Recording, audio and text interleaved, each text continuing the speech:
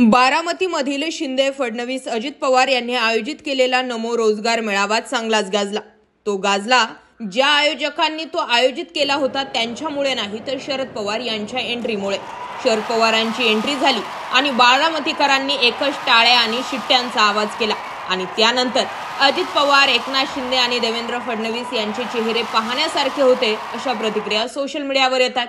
त्याही पलीकडे जाऊन एकनाथ शिंदे, देवेंद्र फडणवीस, अजित पवार यांना शरद पवारांनी जेवणासाठी निमंत्रण दिलं होतं, पण तेही त्यांनी स्वीकारलं नाही।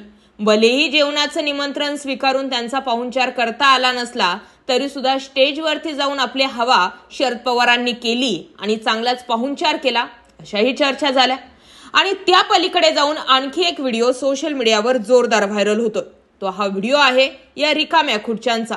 एकनाथ शिंदे स्टेजवर बोलतायत, नियोजन दादांचं होतं, बारामती आपलीच आहे असं दादा सांगतायत, परंतु त्याच बारामतीमध्ये अजित पवार यांच्या समोरच बारामतीकर खुर्च्या सोडून निघून गेले आणि खुर्च्या मोकळ्याच राहिल्या।